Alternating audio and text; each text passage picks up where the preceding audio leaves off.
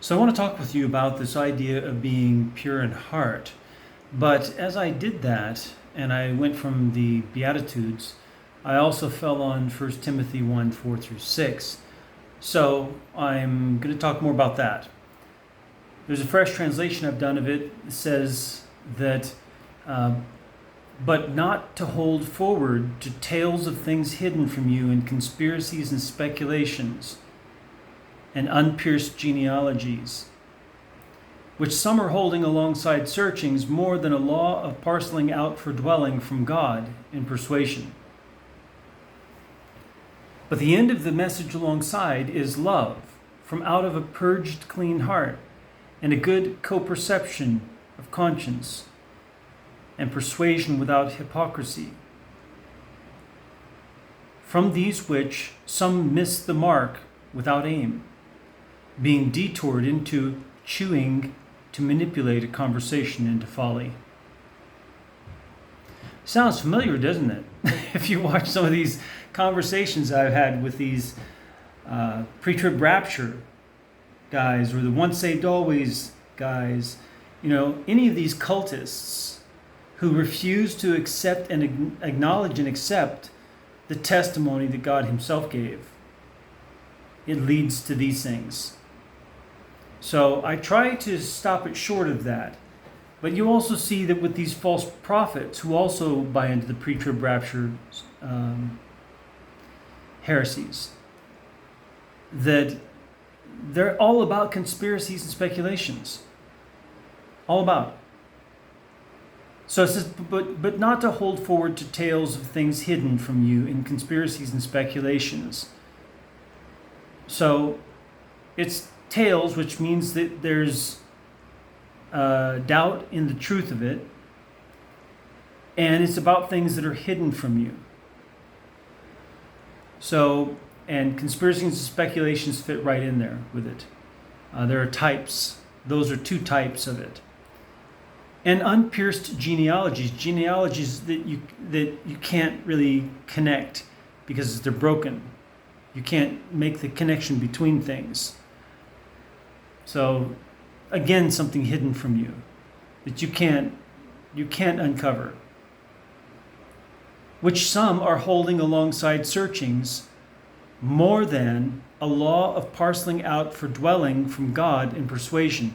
That's talking about, what does the scripture say that we must do in order to live according to persuasion in God? That's what we should be searching out. That's what this is saying, that we should be searching out.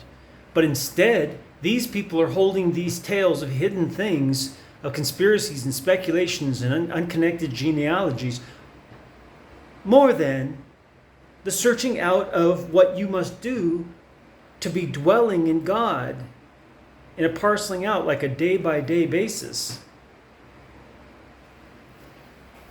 Verse 5, but the end of the message alongside is love. From out of a purged, clean heart. Very important. Catharsis is the word behind the purged, clean.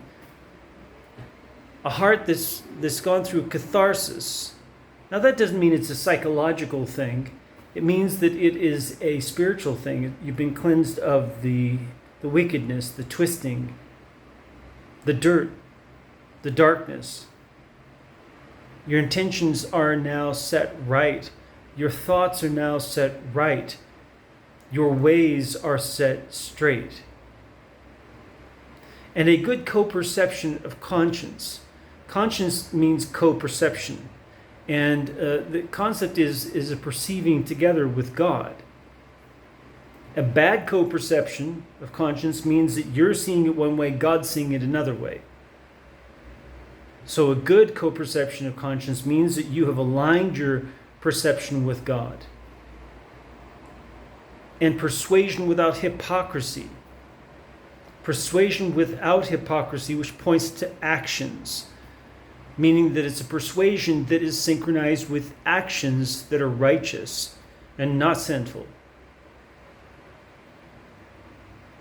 From these which some miss the mark without aim. Now, you've heard preachers say that to sin means to miss the mark. It doesn't mean that.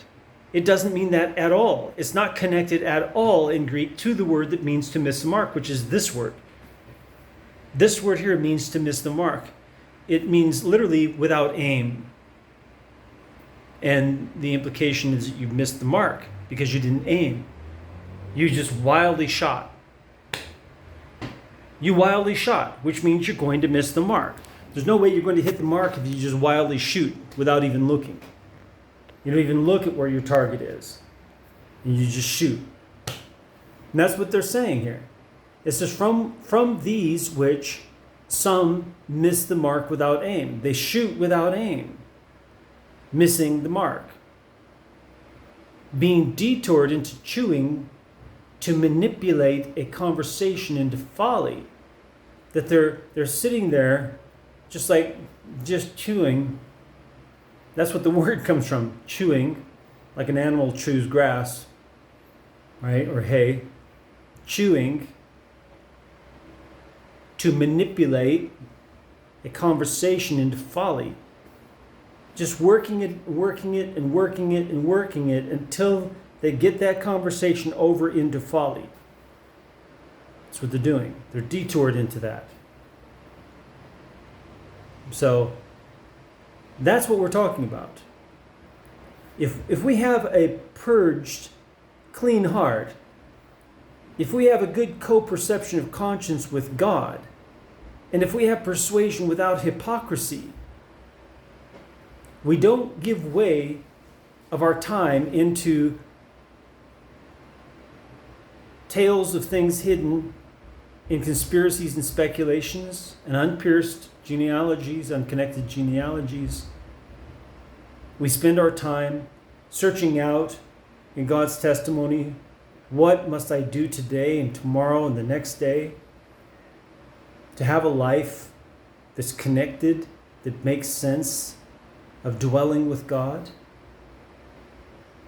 That's what we should be doing, and that's what we're doing on this channel. May the Lord bless you as you seek Him with all your heart.